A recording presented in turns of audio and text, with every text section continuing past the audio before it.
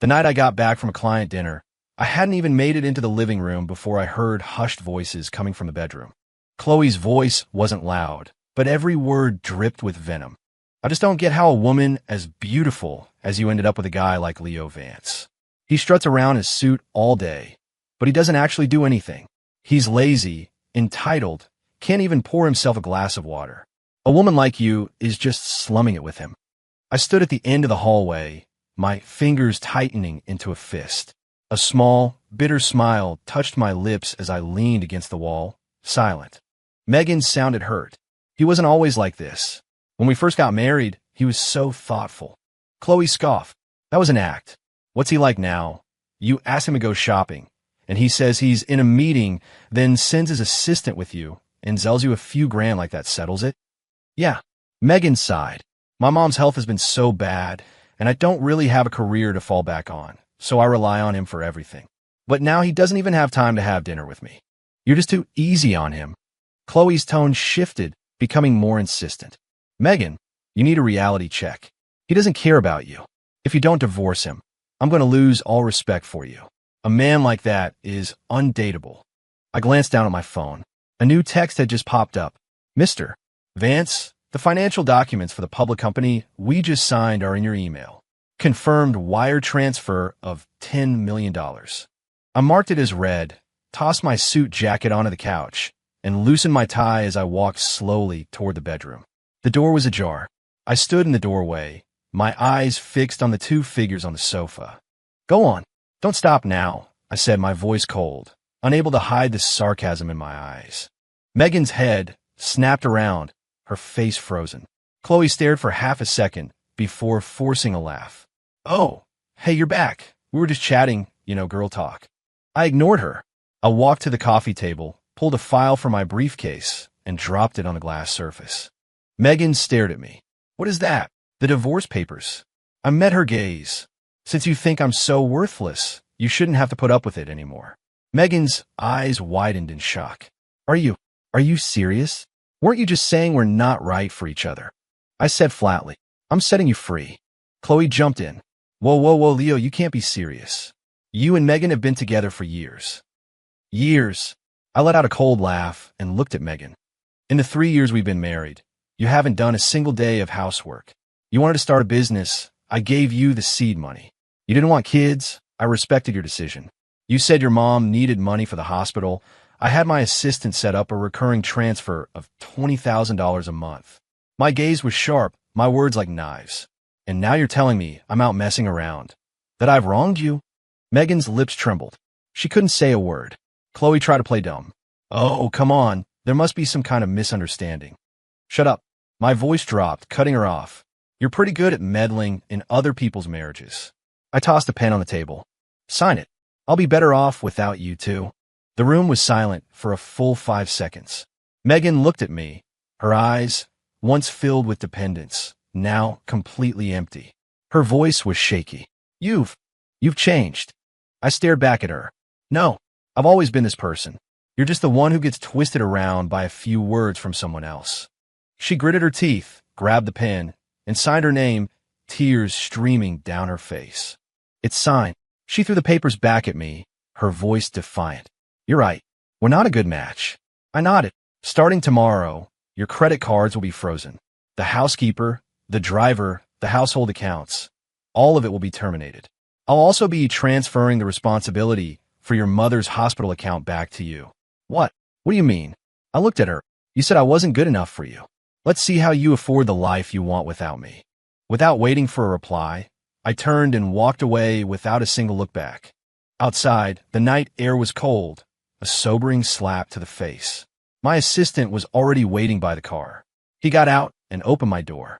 Mr. Vance, the new residence is ready. Private elevator access, full security. I nodded and got in. The sprawling suburban house, a sanctuary I had built for her brick by brick, shrank in the rearview mirror until it was nothing more than an empty shell. Another text pinged on my phone. That hedge fund that was playing hard to get tonight. They just sent a new letter of intent with a higher offer. I let out a cold, humorless laugh. What did they think I was? Some useless bum living off his wife. Let them see how much better I am without her. No, Only after she left me would she finally understand what she had lost. The one person in this world she never should have let go. The morning after the divorce, I slept more soundly than I had in years. There were no icy glares from Megan, no passive-aggressive comments from Chloe. I had moved into a penthouse apartment in the city with 270-degree floor-to-ceiling windows overlooking the Chicago River and a private helipad on the roof. My assistant delivered breakfast on time. Mr. Vance about Ms. Price. Should we maintain any of her living expenses? I took a sip of black coffee. Cut them. She was tired of me, wasn't she? Let her experience the cost of freedom. Understood. He paused. And the bills for her mother's private medical facility? It's over $50,000 a month. What do you think? I put my cup down, my tone leaving no room for doubt. Starting today, she had to learn to live on her own. Around noon, Megan finally realized something was wrong. She came downstairs in her pajamas, ready to go out, only to find the driver gone, the housekeeper off for the day, and a Maybach missing from the driveway. She opened her phone and tried to access the smart home concierge app, but a message blocked the screen. Account frozen. Permissions revoked. Panic set in. Just then, her phone rang. It was the hospital. Ms. Price, your mother's payment for this month is 3 days overdue. Per our policy, we will have to suspend certain non-essential treatments. Wait, Megan shot up from her seat. I'll handle it right now, right away. She gritted her teeth and called me. It rang a dozen times before I finally picked up. Leo, what the hell is this? My mom is in the hospital, and you cut off the money. I put the phone on speaker, calmly organizing files on my desk. You said you didn't want to see me anymore. So I've made my exit. Before, you could ask for any amount of money, and I never questioned it. But you signed the divorce papers. From now on, we're strangers. You're not like this. Her voice started to crack. You told me you would always take care of me and my mom. I laughed coldly. You used to tell me you loved me. What happened to that? She was speechless for a second, then exploded. You're just being petty and vindictive. You're just some project manager. Who do you think you are? Acting all high and mighty. A smirk played on my lips. You think I'm just a project manager, aren't you? I didn't answer. I hung up the phone and immediately dialed another number. Hey, Rick, an asset just freed up. We're thinking of rebooting that smart manufacturing park project. The investment ceiling is at your discretion. Leo, the voice on the other end, was ecstatic. You should have said so sooner. Our group has been looking for a capital partner like you. Same as always, you fund it, we build it. I leaned back in my chair, a flicker of amusement in my eyes. It was true. A hothouse flower like Megan had never seen the world I really lived in. Later that afternoon, right after I finished a meeting, the receptionist buzzed my office. There's a woman here who says she's your wife. She's demanding to see you. Ex-wife, I corrected. I didn't agree to see her, but Megan forced her way in anyway. She stormed into the conference room, her heels clicking loudly on the marble floor, her eyes red with fury. Leo, how far are you going to push me? I closed the contract in my hand and glanced at her. Did security not screen you on your way into the building? She froze, finally realizing she was in a private corporate office tower. You're the owner of this firm, and several others, I said with a faint smile. Her expression shifted from anger to shock, her lips slightly parted. A flicker of regret finally appeared in her eyes. I didn't give her a moment to recover. Megan, you were so decisive when you signed those papers. Isn't it a little late for regrets? Her lip trembled. Why did you never tell me you were this successful? And when did you ever genuinely try to get to know me? I looked straight at her. You were only ever concerned with whether my performance met your best friend standards, not with who I actually was. She said you had no ambition. I thought, she mumbled, looking down. But you were never home. You never took me to any events. How was I supposed to know? You trusted her instead of me. That was your choice. Oh, right, I said, as if suddenly remembering something. I took out my phone and played an audio file. It was the recording of Chloe talking outside my bedroom door. Divorce him. If you don't, I'll lose all respect for you. The guy is a total loser. If you'd left him sooner, you could have already met someone with real power. The color drained from Megan's face. I said calmly, I've made a few copies of this recording. One for your mother and one. Well, you can figure out what to do with it. Leo, She screamed my name, losing control. Take your revenge on me. But why would you drag my mother into this? I put my phone away, my expression as placid as still water. You can never tell who is genuinely trying to help you and who is digging a hole for you to fall into. Today, you're going to learn the meaning of regret. Megan's eyes were bloodshot. She backed away slowly, repeating, "You've changed. You've really changed." I didn't say another word, simply looked down and continued signing the documents in front of me. She left, her footsteps a frantic, chaotic retreat. Chapter 3. Megan never imagined that only 3 days after the divorce, her life would already be spiraling out of control. She tried asking Chloe for help, but her attitude was completely different. "You need money. Things are a little tight for me right now. I just bought a new car a couple of months ago, so my accounts are pretty drained. I remember you have some designer jewelry, right? You could always sell a few pieces to get by for now." Megan stared at her. "Didn't you promise that if I divorced him, you would help me?"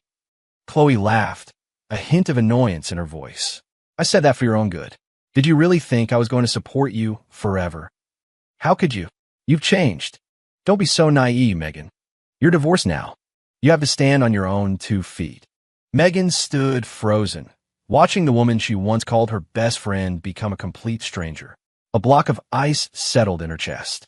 That afternoon, she went to several luxury boutiques on Michigan Avenue to try and return items, only to be told that all purchase histories were under Leo Vance's name and she had no authority to make returns. Her credit cards were declined. She couldn't even get an Uber. She stood on a street corner, her phone about to die, with no idea where to go. She thought about calling me, but she knew I wouldn't give her another chance. Then, the hospital called again, informing her that today was the final grace period. If she didn't pay the $50,000, all of her mother's specialized nursing services would be suspended. Gritting her teeth, she rushed to the bank, only to discover that the monthly allowance she had always received had been cut off. In a single day, she had gone from a wealthy socialite to a woman with only $300 to her name. That night, she returned to the small apartment she'd rented, collapsed onto the sofa, and let the tears fall. Suddenly, a notification popped up on her phone. Power Player Spotlight. Vance Capital CEO Leo Vance sits down for an exclusive with Forbes. She reflexively clicked on the video. On the screen was the man she knew better than anyone, dressed in a sharp black suit, his expression calm, his presence commanding. The interviewer smiled. "Mr. Vance, you've always been something of an enigma. Can you tell us how you got your start?" "I started investing in projects in college. I sold my first company for $40 million, and I've been rolling that snowball ever since." "You're only 28, and you're already at the top of your field. It's incredibly impressive." In the video, I smiled, a hint of irony in my expression. "Impressive? Not everyone can see your true value. Most people only notice whether you took them to dinner or bought them a gift, while completely ignoring that you were laying the entire world at their feet." Megan's face went white. A chill ran through her body. She finally realized what kind of man she had lost. The next morning, she went to the hospital and pleaded with the doctors, but was politely refused. "We have policies, Ms. Price. We hope you can find a way to raise the funds soon." She walked out of the room, dejected, only to find Chloe waiting for her. "What are you doing here?" Chloe was dressed exquisitely, clearly not here for a hospital visit. "I heard you've been having a rough time. Just wanted to see how you were doing." Megan wasn't in the mood for pleasantries. "What do you want, Chloe?" "A friend of mine is an investor on a new real estate project. He needs a female companion for a few events. If you're willing to go with him a few times, the compensation will be generous." Megan's eyes widened. "You want me to be an escort?" Chloe laughed impatiently. "Stop pretending, Megan. You used to be a wife. Now you're just broke. If you want to keep living in nice places, you need to be realistic. Get out." Megan's voice trembled, her fingers digging into the strap of her purse. "You have no right to talk to me. And who are you going to rely on now?" "Leo." Chloe's laugh was mocking. "Do you really think he's going to take you back? He can find a dozen women like you. Do you have any idea who he is now? Do you think you're even in his league?" Megan raised her hand and slapped her hard. Chloe clutched her face, her eyes turning cold. "You'll regret that." Megan turned and walked away, holding back tears. She sat on the hospital steps, motionless. She opened her phone, replayed the video, and watched me move through the crowd, confident and poised. Her heart felt like it was being torn apart. She started replaying her past life over and over. The times he woke up, the times he came home, the short clipped texts. She had never paid any real attention. Back then, she thought he was being dismissive. Now she understood. He was out there killing himself at work to build a world for her where she would never have to bow her head to anyone. And now, she had lost it all. That night, she summoned her courage and dialed my number. It rang once and was disconnected. Undeterred, she sent a text message. "Can we please start over?" A few seconds later, the message showed as read, but no reply ever came. Megan stared at the screen until 2 in the morning, her vision blurred by tears. She had no idea that on the other side of the city, I was in my penthouse looking out at the glittering skyline, my phone lying silenced on the coffee table. I had seen this all coming, and I was never going back. Chapter 4. That night, as I was leaving a private club, my assistant handed me my phone. Megan Price called 3 more times and sent a text after you didn't pick up. I glanced at the screen. "Can we please start over?" 9 short words, filled with belated regret and desperation. I had to laugh. That message was far more ironic than her declaration that we're not a good match. "Block her number from everything," I instructed. "Yes, sir." The assistant was efficient as always. The car glided towards my downtown residence. The city lights shimmered on the river below, and my reflection in the window was as impassive as the dark water. The next morning, just as I wrapped up a conference call, the doorbell rang. My assistant answered it, then turned to me with a strange look on his face. "Mr. Vance, it's Ms. Price. She's kneeling outside the door." My brow furrowed. "Who let her up?" Building security tried to stop her, but she just threw her purse aside and said she would wait for you to come out. I put down my pen and walked to the entrance. The moment the door opened, I saw her. She was on the floor in the hallway, her makeup a wreck, her eyes swollen and red as if she hadn't slept all night. "Leo," her voice trembled. Seeing me, she scrambled to her feet. I was wrong. I was so wrong. I looked at her without saying a word. She gritted her teeth and stepped inside, looking like a child who had been caught doing something terrible. I was so stupid. I shouldn't have listened to Chloe. I shouldn't have doubted you. You were working so hard for us, for our family, and You're only realizing that now. I scoffed. She nodded frantically. Yes, I was too selfish. I thought you didn't love me anymore, and that's why. So you signed the divorce papers without a moment's hesitation? She choked on her words. I walked into the living room. "Megan, a relationship isn't a game. You chose to give up on me, and now you want to come back. Why should I let you?" She followed me, her eyes welling with tears. "If you just give me one more chance, I'll change everything. I swear. I'll cook. I'll clean. I won't be selfish anymore. I know I was wrong." I looked down at her. This was the woman who once sat on a leather sofa, ordering the housekeeper to peel her fruit, complaining with a cold face that I never came home, that I never took her shopping. Now, she was on her knees, crying and pathetic like a stray dog that had lost its way. "You've changed," she sobbed. "You've really changed." I leaned down, my voice cruelly calm. "I haven't changed at all. You were just too blind to ever see who I really was." Her tears fell, one after another, and she broke down completely. But I felt nothing. "You wanted freedom, didn't you? I gave it to you. You said I wasn't good enough for you. Well, tell me now, am I?" She lunged forward and grabbed my leg. "I was wrong. Please, just give me one more chance. I'll never listen to anyone else again. I'll only listen to you, okay?" I grabbed her by the arm and pulled her off me. The motion was swift, clinical, without a trace of sentiment. "Megan, from the moment you signed those papers, it was over." She froze, watching me turn and walk towards the private elevator. She scrambled after me, desperately pulling at my arm.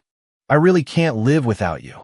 Looking at her disheveled state, I suddenly remembered her sitting next to Chloe that day, declaring so self-righteously that we weren't a good match. Her desperation now was as comical as her determination then. "Megan, you don't deserve it." I shook her hand off and stepped into the elevator. As the doors slid shut, I saw her collapse to the floor, her cries echoing in the hall. That evening, I attended an exclusive gala.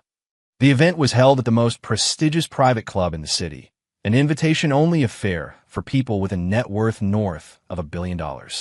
Leo, good to see you. That AI logistics company you invested in is making some serious waves. We should find a time to partner up again. I moved through the room, making small talk with executives and fund managers, a smile fixed on my face. I wasn't here to show off. I was simply living the life they could never hope to attain. Seated next to me was Sophia Chun, a star investor who had recently returned from Asia. She was brilliant, with a killer instinct for deals, and we had worked together seamlessly several times. Your ex-wife. I hear she's been trying to find you, she asked casually. No need to use the word ex-wife, I replied coolly. She smiled. All right, point taken.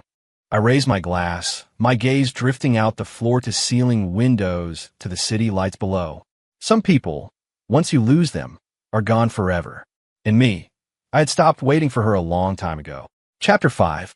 That afternoon, my assistant came into my office, his expression serious.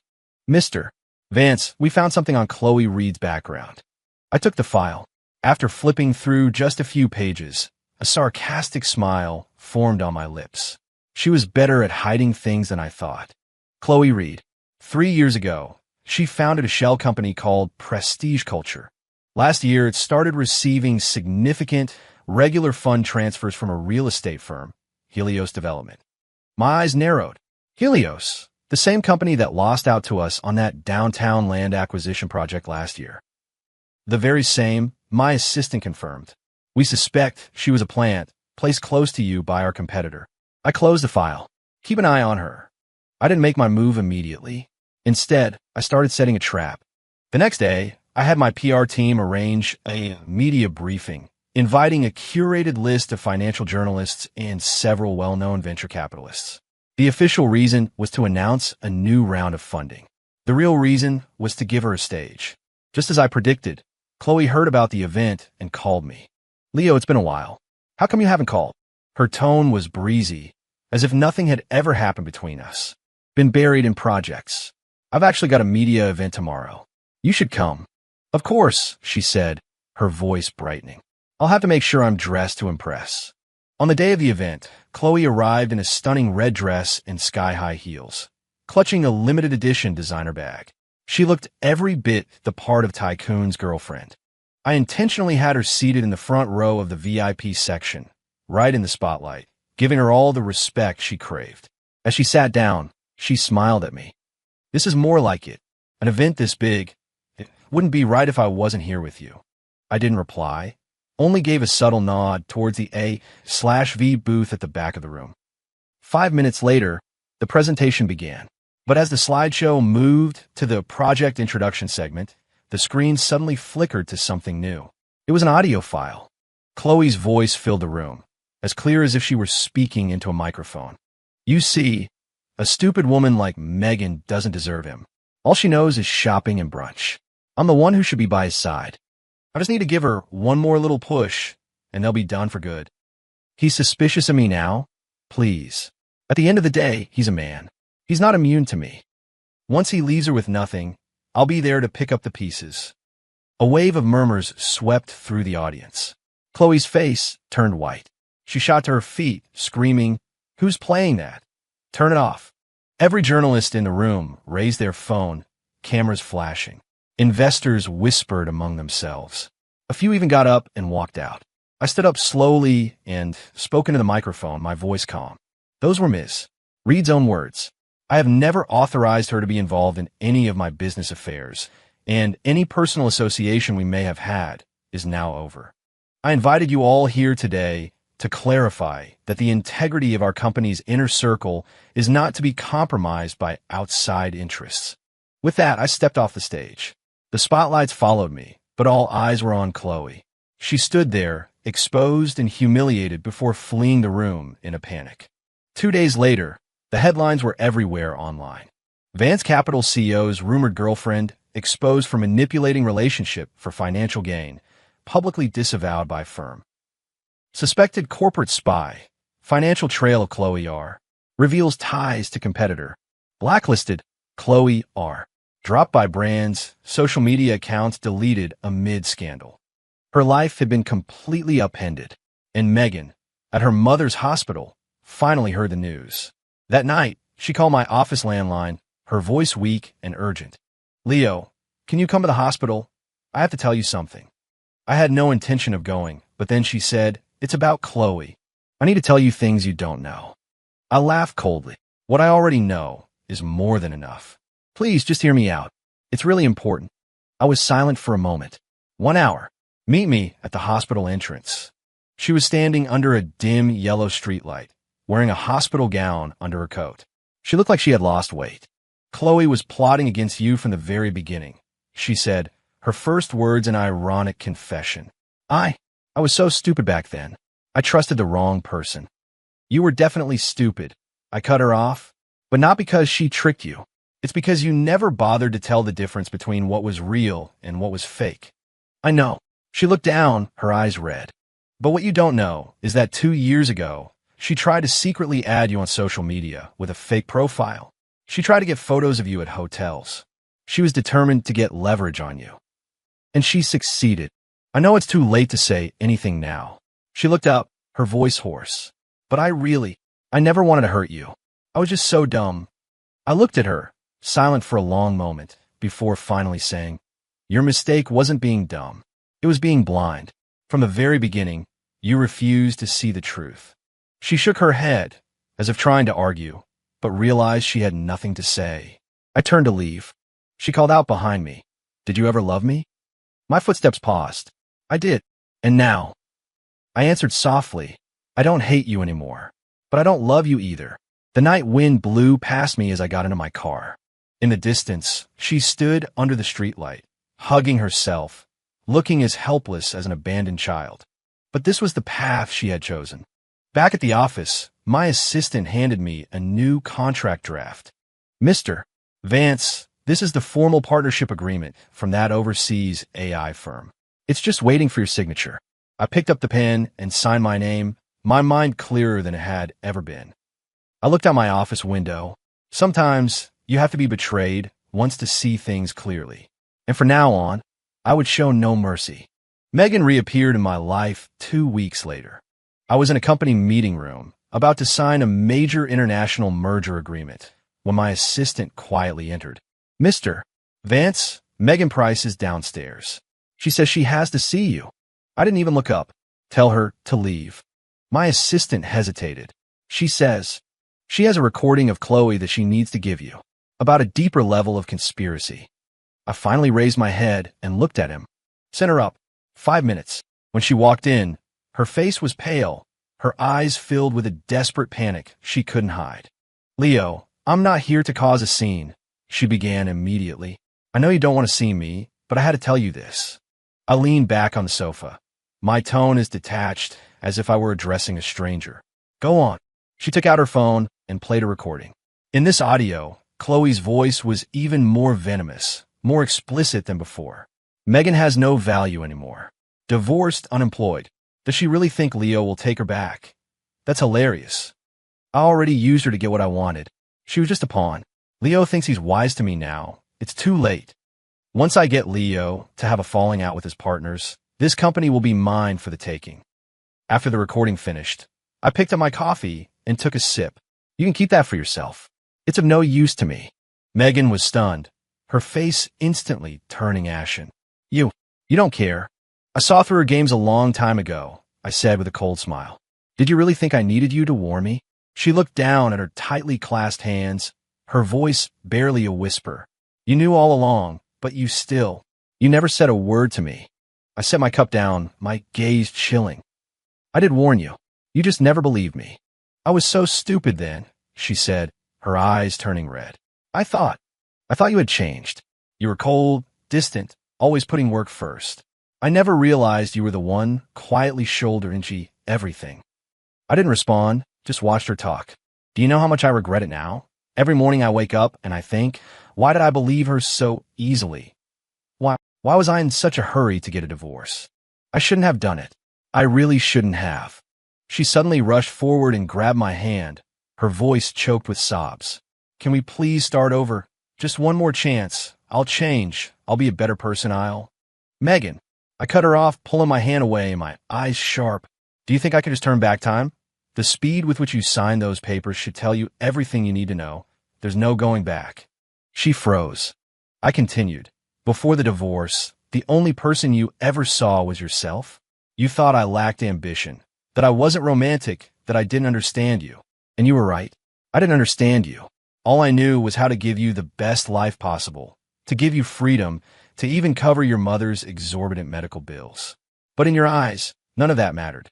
Meanwhile, Chloe could lead you around by the nose with just a few sentences. Tears streamed down her face, her body looking as if it had been completely drained of strength. I was so afraid of being ignored by you. I want a normal married life, to go out to dinner, to go shopping, to just talk. But you never said anything. It felt like I didn't matter. I really thought you didn't love me anymore. I paused, my voice turning to ice. Did it ever occur to you to ask me why I was working so hard? She stared blankly. I was afraid you'd be embarrassed by me, afraid you wouldn't have a good enough life, afraid people would say you married a failure. Everything I could give you, I gave. And at the moment I was busiest, most exhausted, you chose to walk away. I don't owe you anything. She sobbed uncontrollably.